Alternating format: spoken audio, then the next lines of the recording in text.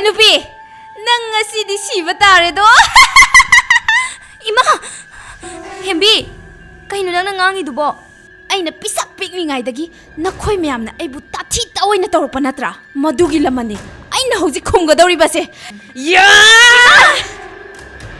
kana kana lege aibu mukta kanbiyo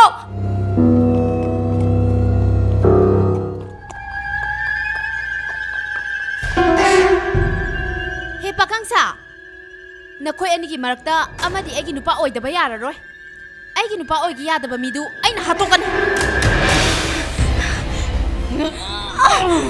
Ima!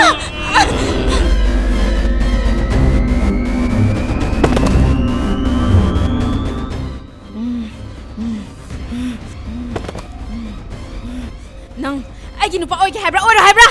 Ay mo mukta thadokpiyo. Ay nang nupa oiba ngamoy. Ay nang bu lawba ngamoy. Adu oiradi, nang aina hojik hatpa tare.